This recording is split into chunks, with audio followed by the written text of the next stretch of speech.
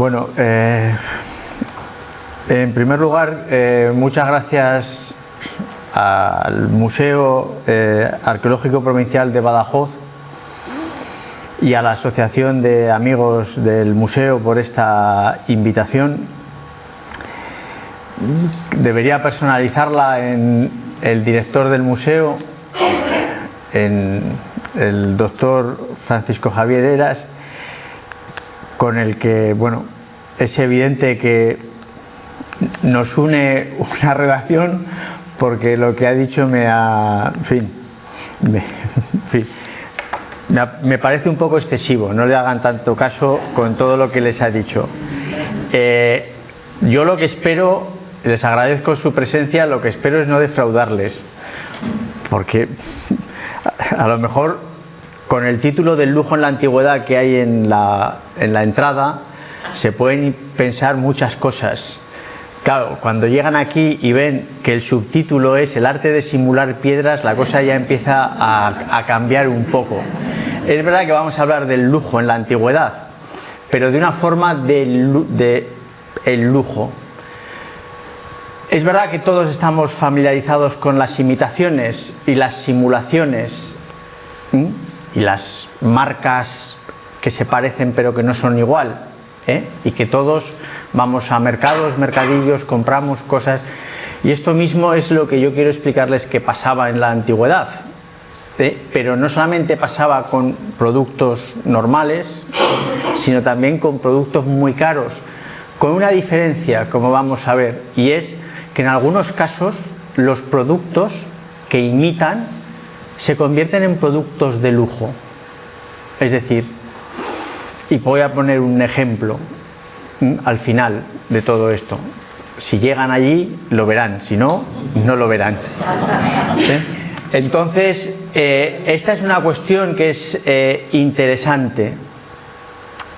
Es verdad que voy a hablar de muchos ejemplos de piedras que son los elementos a imitar, los recipientes, los adornos, pero también voy a hablar de vidrio, que es la materia prima que en la antigüedad, vamos a verlo, especialmente en época romana, porque yo voy a hacer muchas referencias a época romana, pero todas las que voy a hacer desde la antigüedad, desde que se descubre el vidrio es un material que se utiliza para imitar a otros, ¿vale?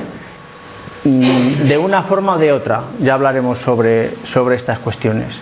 Pero no solamente voy a hablar de vidrio, voy a poner otros ejemplos de metales, de cerámicas, etcétera, etcétera, para intentar ir haciendo una idea general. Ya digo que espero no defraudarles, porque después de lo que ha dicho el amigo Javier, y con todas ustedes aquí delante, me parece que algunos piensan que esto va a ser bastante más divertido de lo que va a ser realmente. Y el lujo, los ricos también sufrían en la antigüedad.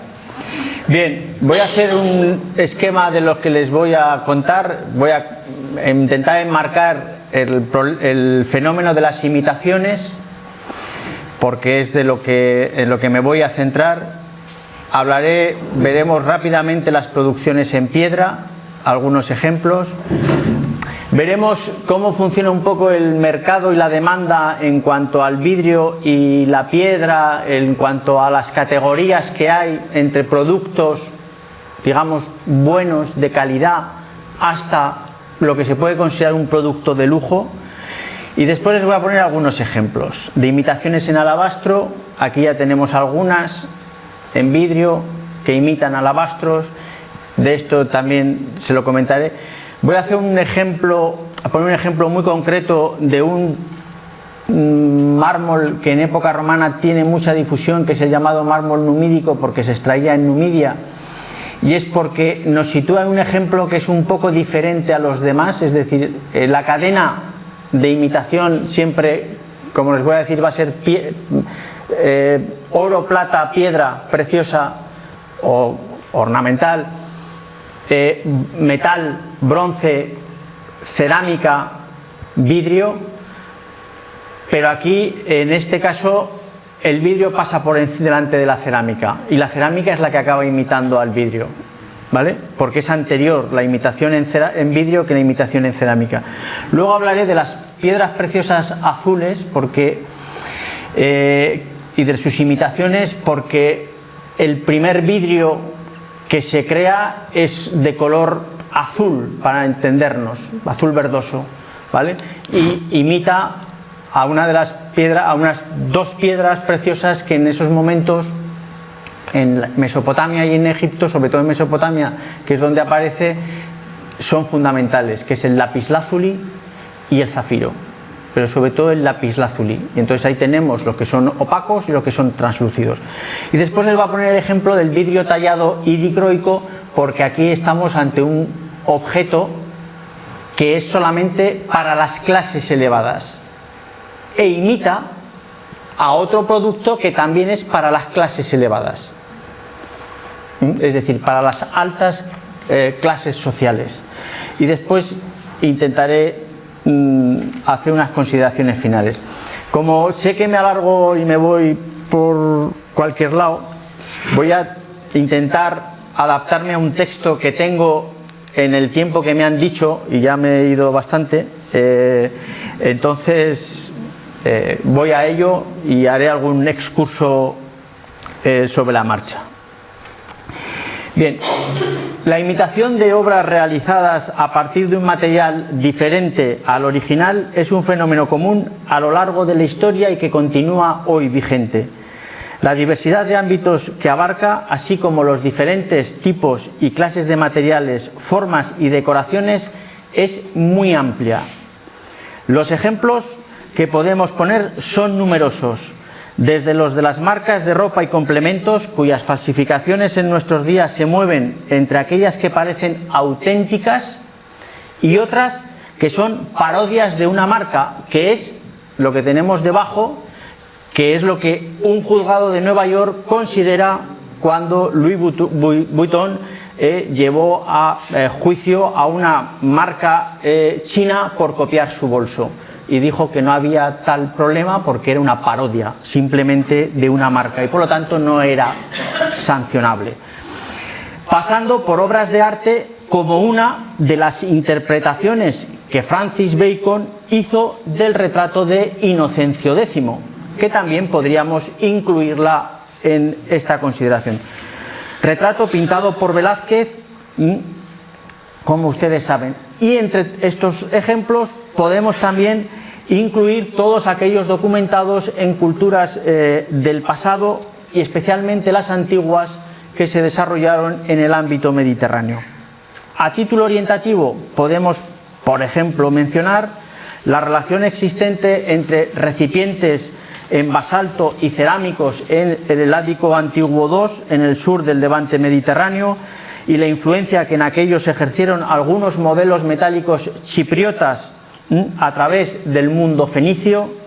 También diversos ejemplos del mundo fenicio, griego, púnico o ibérico, donde hay influencias de vasos metálicos o cerámicos o en piedra, es decir, las relaciones entre todas estas artesanías, digamos, van en doble sentido siempre, van en una dirección y en la otra, pero también podríamos incluir la imitación de joyas en cerámica, que es el caso de la necrópolis Bacea de Pintia, en la actual provincia de Valladolid, donde en algunas tumbas se depositaron las réplicas, mientras que las alhajas pasaban posiblemente de generación en generación.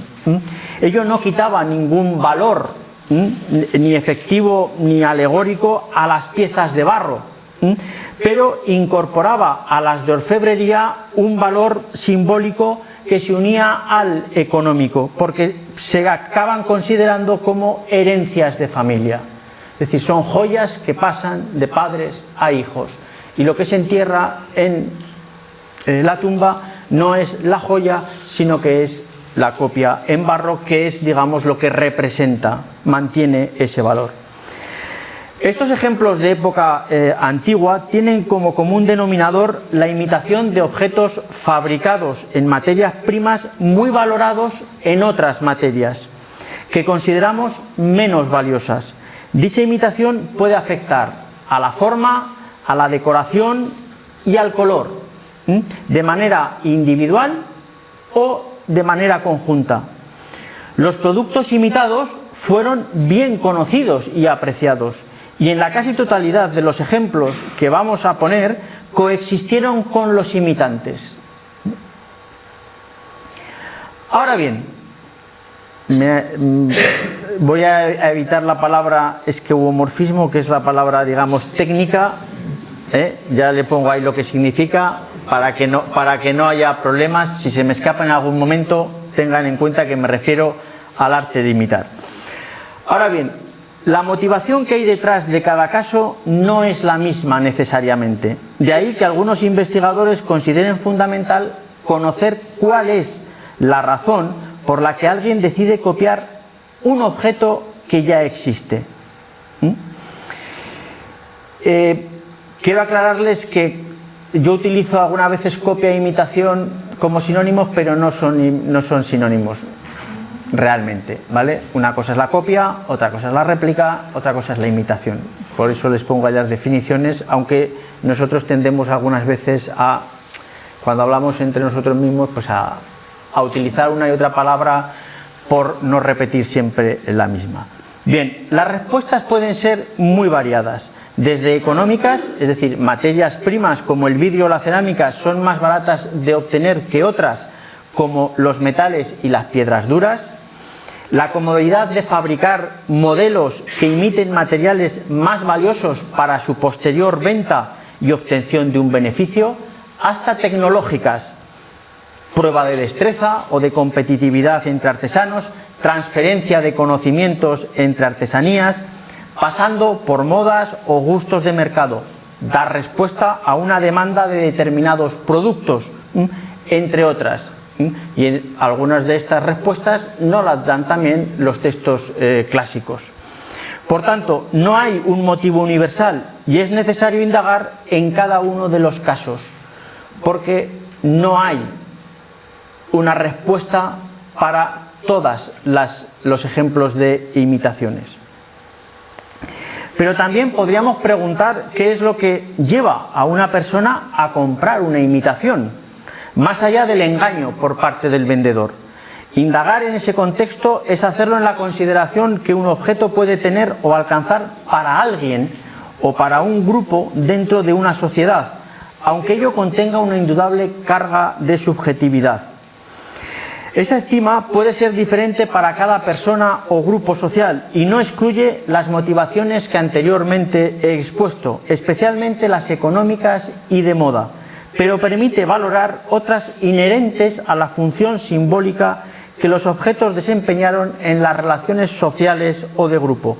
En este sentido, además de en la materia prima, deberíamos fijar nuestra atención en el papel determinante que la forma y el color ejercieron en las sociedades antiguas. Y el caso del color es muy importante, el significado del color, como veremos. Todo ello no es óbice para que una de las consecuencias más fácilmente identificables de este fenómeno de imitación sea la mayor comercialización o difusión de unos modelos determinados, los originales, emulados en otras materias primas más baratas. Pero esto no significó su universalización, como ahora estamos acostumbrados. No. O el acceso de estos productos a cualquier capa social. No, las imitaciones solamente llegaban a determinadas capas sociales, como veremos, aunque hay una jerarquización de ellas. Sí, e incluso nos sitúan en algunos casos ante obras que son únicas, como es el caso de los vidrios tallados dicroicos, de los que hablaré más adelante, pero también podríamos incluir aquí el ejemplo de las imitaciones de mármoles y otros materiales preciosos y apreciados como, y ahí tienen varios ejemplos, de metal, vidrio, madera, marfil o incluso textiles en la pintura mural, dentro de las emulaciones de una arquitectura de prestigio, indicativo todo ello de la importancia que el color tuvo y también del alto nivel de lujo social. Pero también todos estos ejemplos lo que nos sitúan es ante la destreza y la habilidad de los artesanos, que son capaces de que nosotros veamos ahí recipientes de vidrio y veamos telas, no solamente mármoles, sino también telas. Y eso evidentemente tiene que ver con esta destreza. En otras palabras, la imitación también la debemos entender como una forma de creación y no solo dentro de la dicotomía verdadero-falso. Se nos presenta por consiguiente como una manifestación poliédrica, con múltiples aspectos y facetas a tener en cuenta en su análisis, más allá de cualquier consideración meramente materialista o exclusivamente tecnológica, siendo necesario superar los prejuicios actuales para introducirnos en las claves ideológicas y en el mundo de los significados, sobre todo cuando nos referimos a épocas pasadas. Bien, vayamos a los vasos en piedra, que es nuestro punto de arranque. El uso de vasos fabricados en piedras ornamentales y preciosas en Egipto, Próximo Oriente y en las épocas minoica y micénica no ofrece dudas. En Egipto ese empleo fue común desde las primeras dinastías con formas muy repetitivas. Mientras que en épocas minoica y micénica se constata la influencia en formas y en decoraciones entre recipientes pétreos y fabricados en metal y en cerámica, siendo en todos los momentos frecuente la existencia de su comercio en el Mediterráneo oriental. Entre los ejemplos conocidos parecen predominar aquellos que tienen una finalidad funeraria, pero también los hubo para uso ritual y cotidiano, como se ha destacado en Creta y en Micenas, donde existió una producción estandarizada que abarcó los principales centros de poder. Esta tradición continuó en época helenística con referencias a vasos en ónice, en ceremonias dionisíacas organizadas en Alejandría por Ptolomeo II Filadelfos, o sobre el tesoro de Mitrídates VI, rey del Ponto, sobre el que volveré dentro de un momento. A través del mundo griego, y en especial de las guerras de conquista, fue como los romanos conocieron las producciones de lujo. Además, los contactos con Oriente, que garantizaban el aprovisionamiento de la materia prima, favorecieron la adopción del uso de piedras de colores en la joyería y en las artes suntuarias, a pesar de la oposición de los austeros defensores de los valores tradicionales romanos. Pero también la conquista de Grecia produjo que buena parte de las fuentes de extracción estuviesen en manos de los conquistadores o en su esfera de influencia. A esto hay que añadir que en el caso de Egipto, a partir del 31 a.C., Augusto se reservó la provincia para su control. Fue administrada bajo sus órdenes y esto significó que Augusto fue el propietario de canteras y minas explotadas por los faraones y por los Ptolomeos, y en heredero de su sistema de explotación. Es decir, las fuentes romanas emplearon los apelativos murrea o murrina, o simplemente murra, para referirse a unos contenedores pétreos, especialmente vasos para beber vino, como esos que tienen ahí, fabricados en espatofluor, aunque es verdad que la asociación de murrina con el espatofluor en estos momentos está un poco más discutida, pero bueno, vamos a dejarlo aquí. Es decir, son vasos muy especiales, de los cuales se han encontrado muy pocos ejemplos en las excavaciones o incluso, digamos, que en la geografía del mundo romano. Los vasa murrina están vinculados con el lujo, junto con los vasa caelata, es decir, los vasos de oro y plata, y las copas elaboradas en cristal de roca, los cristalina, constituyen el lujo extremo en la Roma imperial, especialmente durante los principados de Nerón y Domiciano. De hecho, Plinio considera que murrina y cristalina son los productos más costosos del interior de la tierra. Es decir, murrina y cristal de roca. El cristal de roca sí que sabemos lo que es en la actualidad, los murrina, digo, tenemos algunos problemas. Estos términos latinos no se corresponden con ninguna denominación actual, sea técnica o común. Plinio sitúa la irrupción de estos recipientes de murrinas en Roma a partir de la victoria de Pompeyo en el año 61 a.C., victoria sobre Mitrídates VI, rey del Ponto. Lo que Plinio denomina murrina se correspondería con 2000 copas en una piedra que nosotros consideramos que es ónice y que la traducción sería piedra color de uña. Bien, y esto es lo que nos cuenta Apiano. Bien, la cantidad de objetos del tesoro de Mitrídates era tal que su traslado a Roma llevó 30 días. Algunos de esos objetos eran heredados de Darío, otros procedían del reino de los Ptolomeos y otros habían sido hechos por encargo o eran colecciones del propio Mitrídates. Después de las ceremonias triunfales, algunas de estas piezas fueron en parte depositadas en el templo de Júpiter Capitolino, a la vista del público, tal vez por ser consideradas excepcionales e incluso dignas del culto. Otras, como las procedentes del tesoro de Átalo III, fueron vendidas en subasta y adquiridas por particulares, según nos cuenta también Plinio. Esta masiva afluencia determinó una enorme demanda de las clases altas, como atestiguan las fuentes literarias, especialmente Séneca, Plinio y Marcial. Clases altas que veían estos vasos en los templos o a los que tenían acceso en subastas. Bien, es dentro de esta valoración de las piedras duras y preciosas que las equiparan a otras materias primas apreciadas, en la que debemos considerar el fenómeno de las imitaciones en época romana. El vidrio se equiparó con las piedras al reconocerse en él la misma consideración, compartiendo determinadas etimologías, valor, características técnicas, características de fabricación, la talla, como veremos, decoraciones, funciones, simbologías, etc. La actividad artesanal trabajó en colaboración estrecha con distintos gremios, en sus facetas formales más visibles. Incluso un mismo artesano podía llegar a manejar materias primas diferentes. Los vidrieros requerían de moldes de piedra para la fabricación de sus recipientes. Los diatretari, los trabajadores que fabricaban diatretas, vasos tallados, calados, en época romana, tallaban con técnicas y estilos que eran propios de las piedras duras.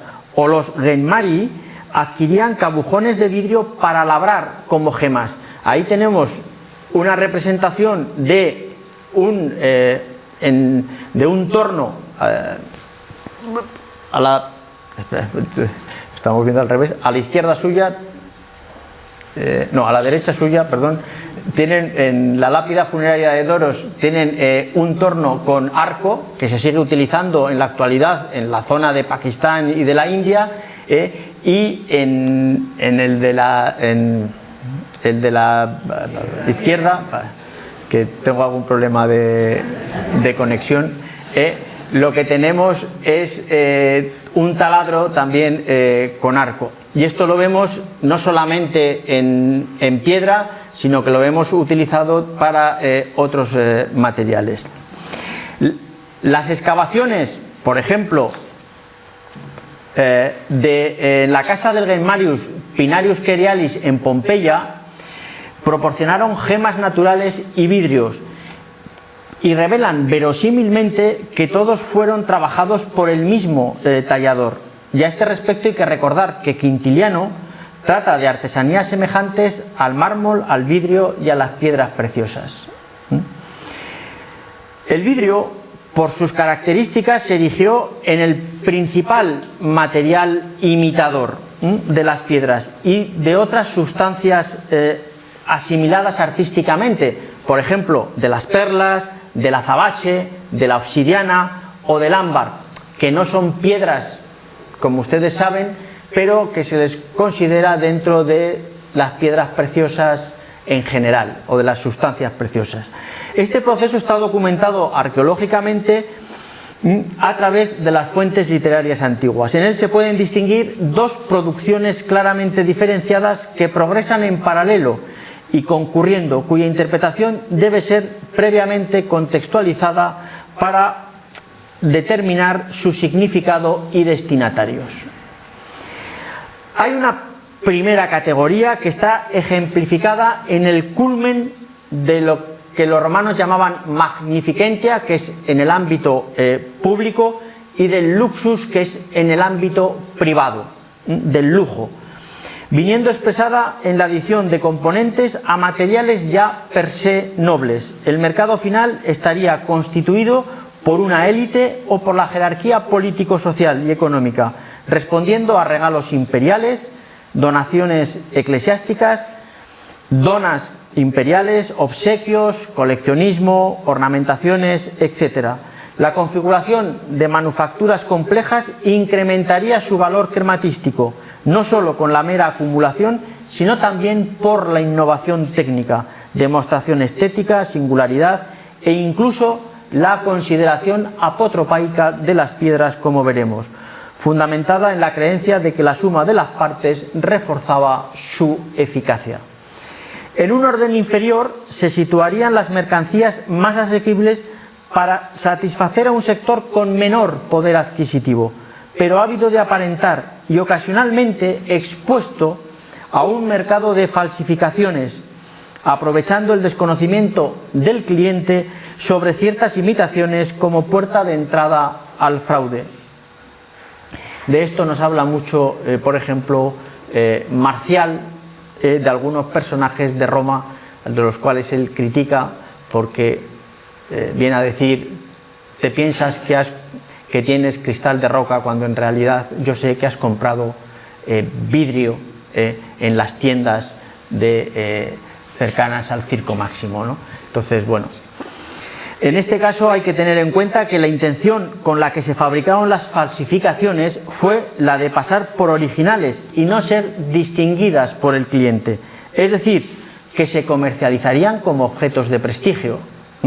Cosa diferente es que el propietario encargara sustituir piedras preciosas por vidrio para mantener o aparentar el nivel de prestigio, lo que no puede descartarse en algunas ocasiones.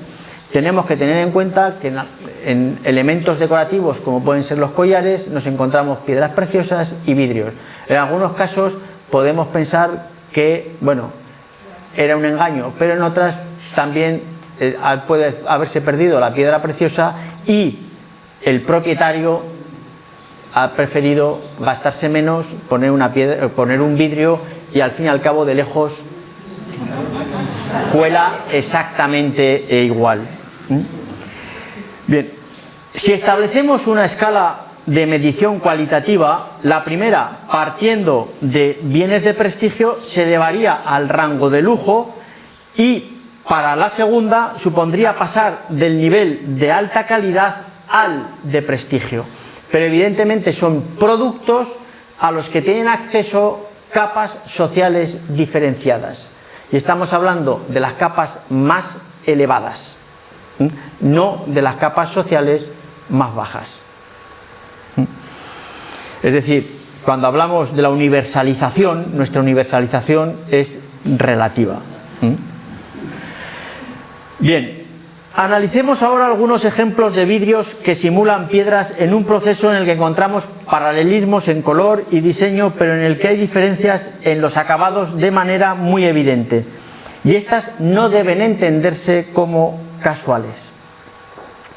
Hay que ser conscientes, como tienen en la imagen, que una misma clase de roca puede ofrecer visiones diferentes, lo que es muy evidente en las combinaciones exclusivas bícromas polícromas en cuanto irrepetibles, pero también en las monócromas o en las incoloras, como sucede con algunos cuarzos o con el cristal de roca, cuyo aspecto puede ir del incoloro transparente de gran pureza al translúcido casi opaco con distintos tonos de imperfecciones o inclusiones, pero en todo caso estamos hablando de cristal de roca, ¿vale? Y esto evidentemente a la hora de la imitación, lo que se imita siempre vemos es el material mejor. En el caso del cristal de roca estaríamos hablando del que es completamente transparente. Bien, el alabastro ha sido la roca más representada en la historia del vidrio. Dibujos y colores muy variados, inicialmente de vidrio en vidrio opaco, constituyen un ejemplo de simulación muy arraigado y prolongado en el tiempo sin interrupción. Fue muy utilizada en la antigüedad la roca para vasos canopos, contenedores de col, píxides, vasos para proteger contenidos especiales como medicamenta y principalmente para alabastra, cuyo nombre procede del material con el que originariamente se fabricaron, siendo imitados en metal, cerámica y vidrio. Estas semejanzas se refieren a aspectos formales y funcionales, señalando la existencia de modelos bien conocidos por los artesanos, demostración de la intencionalidad del fenómeno. Sin embargo, numerosos modelos de alabastro se transfieren a los muestrarios de los vidrieros desde época egipcia.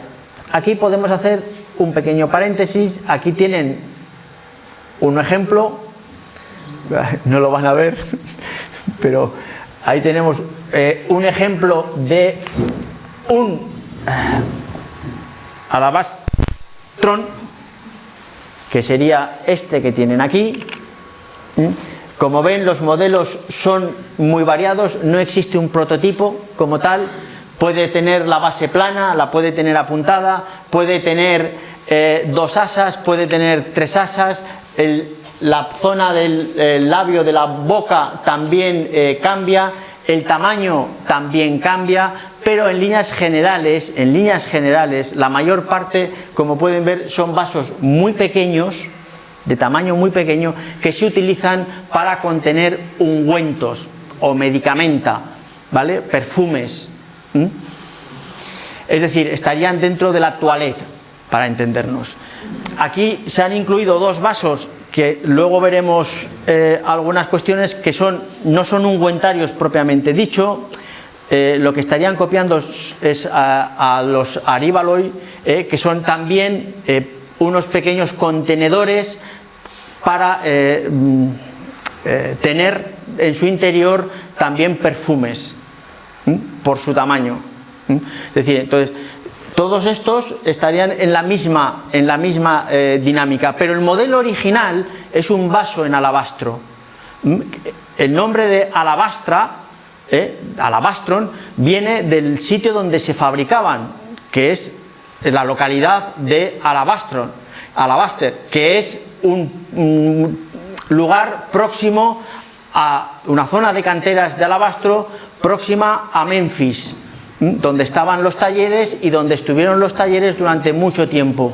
Bien, estos modelos no es el único alabastro que hay, para entendernos. No todos los alabastras que vemos vienen de Egipto, porque hay alabastro en Asia Menor, hay alabastro en la península ibérica, hay en varios sitios alabastro de mejor o peor calidad, lo hay en Etruria, lo hay en Yemen, etcétera, etcétera. Es decir, lo que luego se copian los talleres locales, lo que copian son el modelo, y los modelos son repetitivos desde época egipcia. Entonces, y ese modelo es el que se copia no solamente en vidrio, aunque es el más difundido, también se copia en metal, incluso en metal precioso, y también se copia en cerámica. Bien, la paleta de colores, ya vamos a ver algunos cambios. La paleta de colores que permitía el vidrio se observa, por ejemplo, en el recipiente en forma de pez, cuyo original formado a núcleo tiene una reactualización soplada en época romana. Tienen un modelo en alabastro arriba, abajo es el modelo egipcio, y al lado tienen el modelo romano. Vean cómo esas líneas del alabastro están copiadas, aunque con una recreación, en el vidrio, y aquí tendríamos casos similares de recreaciones de colores para que el comprador vea, digamos, lo que serían esas vetas del material. Es decir, aquí hay un proceso también creativo. Hay también prolongaciones en el tiempo materializadas en el vidrio mosaico, cuyos diseños de red o malla pueden identificarse según su elaboración con trabajos de cestería o variedades de alabastros, como pueden ver en el recipiente que tienen a su derecha, que imita claramente una cesta, pero la urna de mármol que tienen a la izquierda también imita una cesta, cuyo ejemplo lo tenemos en un mosaico. El modelo aquí serían los trabajos de cestería, y a partir de esos trabajos de cestería se crean estos otros productos. La alfarería sirvió originalmente de modelo para los primeros recipientes formados a núcleo en la antigua Mesopotamia y Egipto desde fines del siglo XVI-XV a.C. Posteriormente, estos vidrios fueron el germen de un muestrario copiado y amplificado en formas y variantes decorativas de hilos aplicados, como vemos ahí, entre los años 550 antes de Cristo y 10 después de Cristo, en todo el área mediterránea. Y como ven, lo que se mantiene, digamos, son esas líneas que marcaría el alabastro, el travertino. De las mejoras tecnológicas producidas al sustituir dicha técnica por la de sopado libre, que permitía mayor variedad y efectismo decorativo, resultaron nuevas interpretaciones.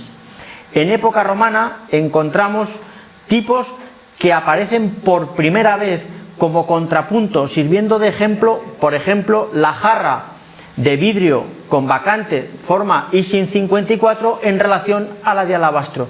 Como ven, se copia hasta el elemento decorativo que hay en la base del asa. También se reprodujeron detalles morfológicos específicos desarrollados en talla y trazados sobre asas decoradas en jarras de vidrio. Como ven, esa asa de vidrio está copiando literalmente esa asa en alabastro. El recipiente sería el mismo.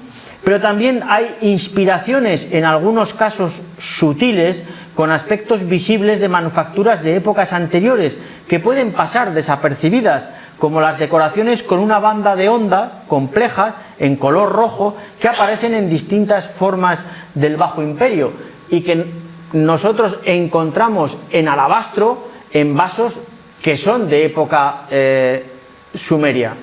Es decir, por lo tanto, son modelos que posiblemente se vienen repitiendo y lo que están copiando es la forma en parte, pero sobre todo la decoración de ondas y bandas. Algunas obras de metalistería, plata y oro se sumaron como contrapunto, introduciendo obras aproximadamente simultáneas ejecutadas en distintos materiales como alabastro, bronce, vidrio y cerámica, como se puede ver en esta jarra del siglo VII a.C. y que ustedes creo que conocen perfectamente. Es un ejemplo muy ilustrativo, la jarra con boca trilobulada en vidrio hallada en Aliseda, en Cáceres, que tiene un perfil que se ha relacionado con otras producciones. Este tipo de jarra piriforme fue documentado por Jiménez en vidrio, metal y cerámica en el ámbito fenicio, con una cronología que en líneas generales se sitúa en el siglo VII a.C. y en alabastro en territorio egipcio, como atestiguan algunos ejemplares como el de la imagen en la necrópolis de El Curru en Nubia, que están depositados en el Museo de Bellas Artes de Boston, y que pertenecerían a la primera mitad del siglo VII, en un arco cronológico que es muy similar para el vaso hallado en alabastro también en la zona de Asiria, en la tumba en época de Sennacherib. Esto significa que para esta forma tenemos una amplia gama de materias primas que van desde el alabastro en las tumbas nubias hasta el vidrio, pasando por el bronce y la cerámica, y las fechas son prácticamente similares. Algunas jarras parecidas hay aquí depositadas en el museo y tienen algunos,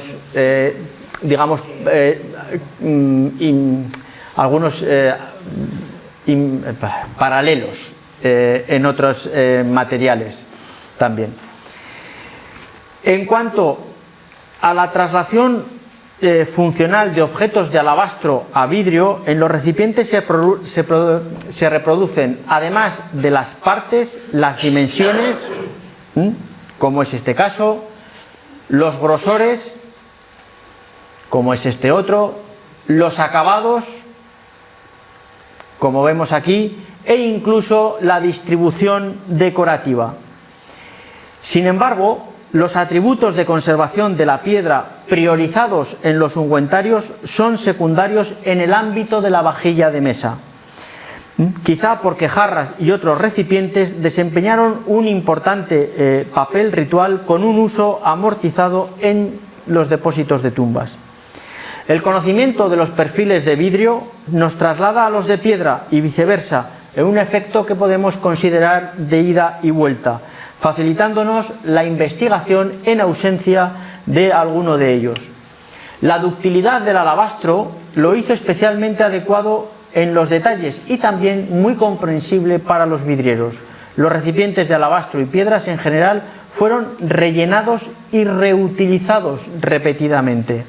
En el segundo caso, variando su contenido original, como los de vidrio y los metálicos. Sin embargo, estos dos últimos, vidrios y metales, al quedar inutilizados por fractura, eran susceptibles de ser reciclados o rutinariamente refundidos, mientras que los otros no. Por consiguiente, estos hallazgos sirven para valorar la repercusión y distribución geográfica, pero no la escala de consumo en la antigüedad, porque la mayor parte de los recipientes de vidrio, que tenemos son de vidrio y nos están indicando lo que pudo ser la producción en piedra. Pero esta producción en piedra ha quitado algunos vasos, como por ejemplo los alabastra, que están muy difundidos, nosotros la conocemos escasamente. Hay un ejemplo que puede responder a una multiplicidad de motivaciones en cuanto a sus imitaciones, y son unos vidrios de color fondo anaranjado con vetas rojizas, marrones, que tienen una gran variedad de diseños, como vamos a ver, y que se corresponden con el llamado mármol numídico, conocido normalmente como giallo antico. Es una roca muy difundida en época romana, está unida a los programas arquitectónicos y decorativos de época imperial, especialmente con Augusto. También tenemos, aunque en menor medida, algunos ejemplos en vasos y recipientes, como por ejemplo este que ven ahí, este plato votivo en honor de Baal Saturno, y algunos otros que están depositados en los museos de Útica, Tipasa o Cartago, que nos indican que sí que había una producción de vasos, de recipientes en este material. Esta importancia puede ser el motivo también que hizo que esta piedra se representase en columnas y como columna y como elementos arquitectónicos en pintura mural, a partir del primer y segundo estilo. Y hay muchos ejemplos más o menos fieles al original. Aquí tenemos, son normalmente estos colores de fondo amarillo con formas circulares ovaladas de color rojo o marrón, que están imitando a esta roca. Bien, pero a nosotros lo que nos interesa es este aspecto que voy a remarcar ahora. son imitados en cerámica, en los talleres de Terra Sigillata Gallica del Agrofesanc, con unas producciones conocidas como marmorata, que se sitúan entre finales de Claudio y época de Nerón.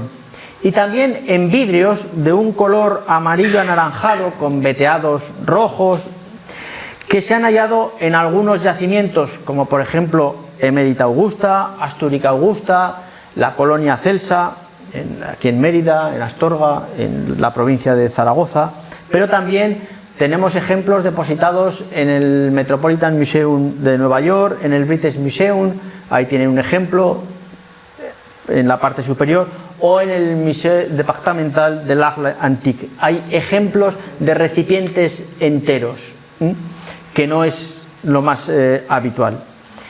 La cronología de estas imitaciones de vidrio viene marcada por la forma 2 encontrada en el yacimiento de Magdalensberg, que se data a finales de Augusto, aunque el apogeo de su producción fue con Claudio y Nerón, y esto está corroborado también por los hallazgos del mismo yacimiento entre el año 45-50 y también en otros yacimientos.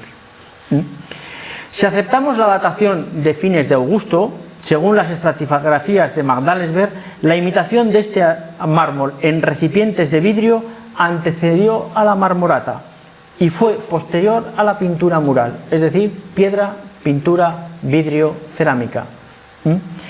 Hay que desechar, por tanto, la idea de que inicialmente el vidrio imitara a la cerámica, a la marmorata, teniendo en cuenta la cronología mencionada, y además que la mayoría de los recipientes de vidrio no se corresponden con formas cerámicas, excepto dos: la Ising 2, que se correspondería con la Dragendorf 27, o la Ising 22, que se correspondería con una Dragendorf 23.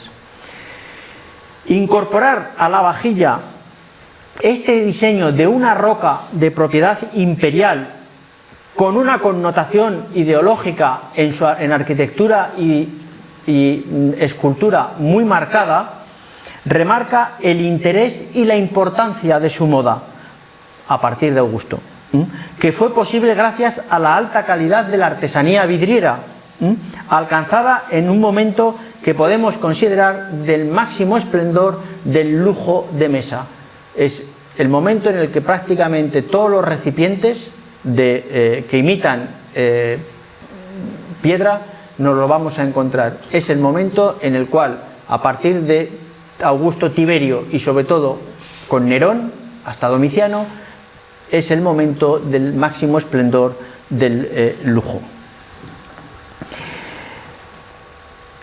Debería haber empezado por lo que les voy a contar a continuación, porque es el ejemplo más antiguo, pero lo hemos dejado ahora para ir ya viendo, por haber visto antes, algunas otras cuestiones, y es el caso de el color azul, porque el vidrio más antiguo registrado es de color azul, azul verde, translúcido, y se corresponde en realidad a una barra fundida procedente del yacimiento de Esnunna en la actual Tel Asmar en Irak, que se data del siglo 23 a.C.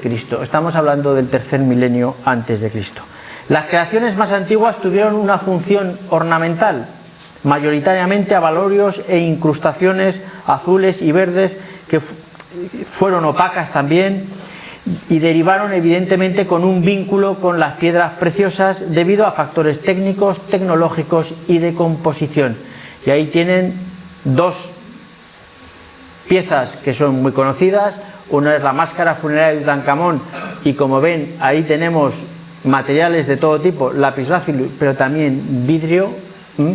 La pregunta es, a ver quién a simple vista es capaz de distinguir dónde está el vidrio, pero esto también nos pasa en algunos elementos de época romana, o por ejemplo el adorno que tienen a su derecha, donde tenemos también cornalina, lapislázuli y feldespato verde. Bien, inicialmente la consideración entre piedras preciosas y vidrio debió ser casi indivisible. De hecho, el vidrio y el lapislázuli Se comercializaron en lingotes y en objetos acabados con destinos funcionales semejantes. Ahora bien, una referencia común en la bibliografía es que las cuentas en vidrio imitan piedras preciosas. Di Giacomo, una autora italiana que ha trabajado mucho también sobre el tema del lujo, diferencia en la antigüedad entre la existencia de verdaderas falsificaciones, es decir, aquellas referidas en las fuentes escritas, y la evidencia arqueológica, es decir, la que corrobora la emulación en vidrio de ciertas piedras preciosas, planteando la complejidad de diferenciar entre la falsificación de la imitación antigua, ya que probablemente estas últimas se comercializaban dentro de un sector público menos pudiente, que no era llevado a engaño y que sabía qué era lo que adquiría. Es decir, por lo tanto, tendríamos que distinguir que ya en la antigüedad había falsificaciones, como hemos dicho, e imitaciones. Ahí tienen lingotes de lapislázuli y lingotes de vidrio. El color azul se asociaba en las civilizaciones del Próximo Oriente y de Egipto con la bóveda celeste y el origen divino de la autoridad. Se introdujo en los circuitos imperiales romanos a través de los contactos comerciales con Oriente, perpetuando sus connotaciones relacionadas con el poder, el simbolismo y la magia. El azul fue el color más importante durante siglos en los vidrios formados a núcleo e igualmente uno de los colores preferidos por uno de los vidrieros más notables que firmaba sus vasos, como ven a la izquierda, por Enion. En época romana el color azul en los recipientes se sitúa mayoritariamente en los años centrales del siglo I después de Cristo. Los contenedores constituyen la categoría más importante, cualitativa y cuantitativamente, en especial los utilizados para las bebidas, en concreto el vino, y también para uso individual. Los objetos más exclusivos tuvieron por destino regalos imperiales y dona militaris. Desde fines de los Flavios, su retracción se canaliza hacia piezas singulares, a menudo enriquecidas con tallas y pan de oro y a decoraciones aplicadas. En el siglo IV, el azul quedó relegado esencialmente a decoraciones aplicadas como gotas o hilos arrollados. Los recipientes realizados íntegramente en este color ya son minoritarios y excepcionalmente de gran calidad, como el cuenco que tienen a su izquierda con escenas del Antiguo Testamento procedentes de una necrópolis de la zona de Colonia. Mientras que en el siglo I, en arquitectura, las placas de pared de color azul se restringen a piezas de gran lujo como las bícromas realizadas en vidrio camafeo o las monócromas con decoración a molde de temática variada. Por lo que respecta a las teselas, su eclosión surge a finales del siglo II y se prolonga en las centurias siguientes, y hay ejemplos en numerosos mosaicos, y yo creo que algunos de los que tienen, el que tienen en el patio y el que tienen a la entrada, tiene numerosas teselas azules de la gama azul, azul turquesa. La diferenciación de piedras auténticas y vidrios constituye un tema recurrente en la literatura clásica. Plinio proporciona una serie de piedras azules, algunas de las cuales pueden ser imitadas, aunque las referencias no siempre permiten establecer relaciones científicas con las rocas y los minerales catalogados. Ahí tienen las piedras azules, el nombre que recibe, que les da Plinio, y no solamente donde aparecen, no solamente en Plinio, sino también en otros autores, azules o con matices. Según Tácito, el culmen del lujo en la mesa se concentra en el periodo Julio-Claudio, y las estratigrafías de algunos yacimientos así lo confirman. Los autores suelen incluir el vidrio cuando tratan sobre piedras preciosas, pero a menudo destacan un escaso valor del vidrio respecto a las piedras. En este sentido, Marcial usa el término gemma para referirse al vidrio como material, pero añade que es una gema barata, es decir, una Willis Gemma, en comparación con las piedras preciosas. Entraría en esa categoría de gema, pero no es una piedra preciosa. Bien, y si han ya llegado hasta aquí, pues les voy a enseñar el culmen del lujo en época romana.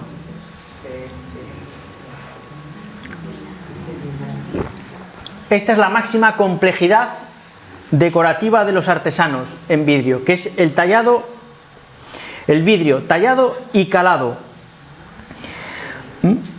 con frecuencia incoloro o combinado con otros colores. Se data entre el 267 y el 390 aproximadamente. Y hay también recipientes calados dicroicos, que estos son escasos y exclusivos. Hay un consenso científico en valorar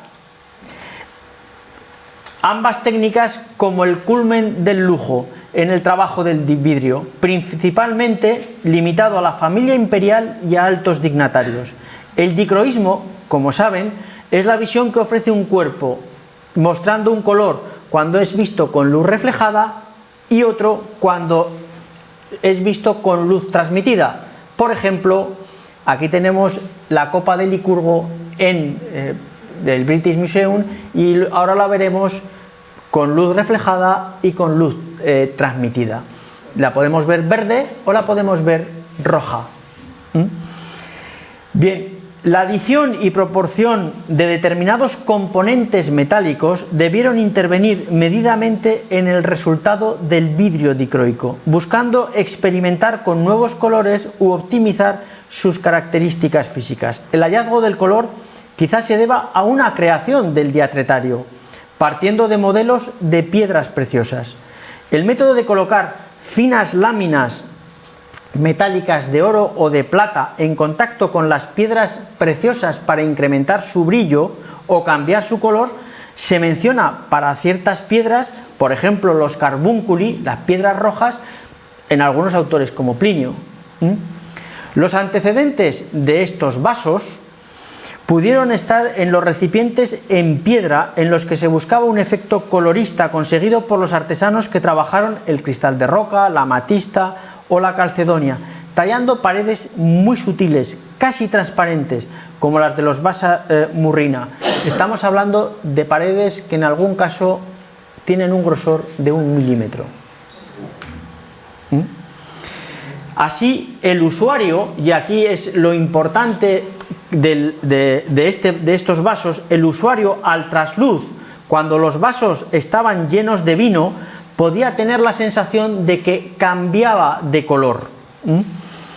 El recipiente tenía otro color por efecto precisamente del contagio del color del vino con el color de la roca. Y esto nos dice también, esto nos lo dice Aquiles Tacio en un pasaje, en este caso al referirse a la simulación cromática del cristal de roca cuando el vino era vertido en su interior. Y aquí tengan en cuenta que el cristal de roca en su mayor parte era transparente, por lo tanto era bastante fácil que cambiase de color a poco color que tuviese el vino. Pero bueno, el cambio de color, ahí tienen el ejemplo que les decía, debido a las características de los materiales, a la pericia de los artesanos tallando paredes tan sutiles y a la luz en productos de lujo como los Bassa Murrina, pueden estar por tanto en el origen de la búsqueda del dicroísmo de manera artificial, no debiéndose desvincular esa influencia de la forma y la decoración. El vidrio es más fácil de trabajar que la calcedonia o el cristal de roca, evidentemente, porque si uno rompe un vaso de calcedonia con la pared de 1 milímetro tiene que tirar la piedra. En el caso del vidrio vuelve a refundirlo y vuelve otra vez a trabajarlo. El ahorro es importante, eso no hay que olvidarlo. Y con él se pueden obtener efectos como los conseguidos en el vaso de Licurgo que ustedes tienen delante. En este sentido, el fragmento de un vaso tipo calado tallado del Ashmolean Museum, realizado en Calcedonia, que es el que tienen arriba. A partir de ese pequeño fragmento, podría ser clave en este proceso de imitación de estas diatretas dicroicas, que tendrían, por lo tanto, su modelo en los vasos de ágata, ónice o calcedonia. Este fenómeno hay que vincularlo a la interrelación de artesanías, tanto en los aspectos formales como tecnológicos, y entre las que también hay que incluir la orfebrería, porque el motivo que tienen abajo en esta lámpara es muy similar también a ese tallado calado que vemos en algunos, que hemos visto en los recipientes primeros que les he puesto y que van a ver a continuación en otros tallados calados. Desde época constantiniana y hasta Teodosio, en contadas ocasiones se hizo coincidir la técnica del calado con la calidad dicroica, formulada a partir de un complejo proceso tecnológico y cuyo inicio se puede establecer hacia el 300-305 en época de Diocleciano. En Hispania destaca una lámpara tallada y dicroica, hallada en Tiermes, depositada en el Museo Arqueológico Nacional, cuya cronología hemos establecido en la segunda mitad del siglo IV, principios del siglo V, y está vinculada a la familia teodosiana. Tiene un ejemplo de una diatreta hallada en el castro de Vilaldonga en Lugo, y tienen el caso de la diatreta dicroica de Tiermes, que, como ven, hay zonas rojas y zonas verdes con luz reflejada o con luz transmitida. El problema es la reconstrucción o la restauración que tuvo, porque inicialmente se le hizo una restauración que posteriormente se deshizo porque se vio que aquello no era el vaso, y entonces la forma que tendría el vaso es esta, sería una sítula en realidad, que pudo servir, como muchos vasos y muchos recipientes en época romana, para una doble función, para contener líquido, pero también para iluminar. Recipientes de este tipo tenemos en algunos mosaicos, por ejemplo en Rávena, es decir, exactamente iguales y colgados, y de ahí vendría este arranque de un asa, y aquí también estas dos formas que tienen aquí, estas dos hendiduras, que serían para colocar una soga, una cuerda, y sujetar el vaso para que estuviese dando luz.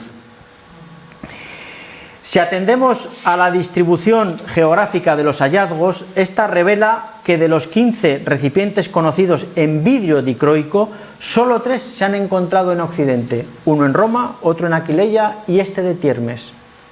Y solamente 2 están datados estratigráficamente, uno en Alejandría y otro en Aquileia.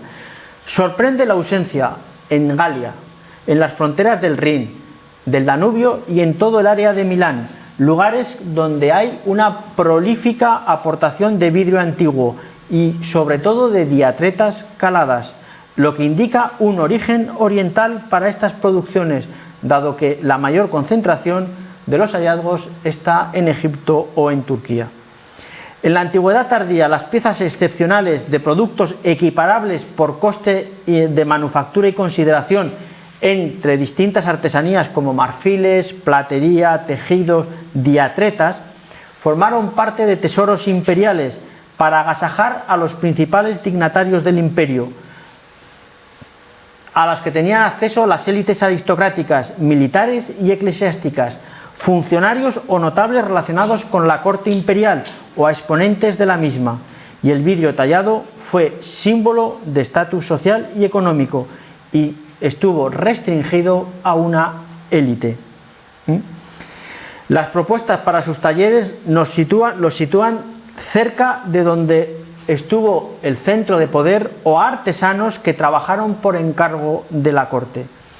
Estos vidrios reúnen todos los componentes para ser considerados objetos de lujo, a pesar de que estaban imitando también a unos vasos de lujo. Vasos del lujo en piedra, de los cuales solamente nos queda un pequeño fragmento, mientras que recipientes de vidrio de este tipo nos quedan pocos, pero por lo menos nos quedan 15. Bien, voy a ir concluyendo porque creo que me voy a alargar y me van a echar la bronca.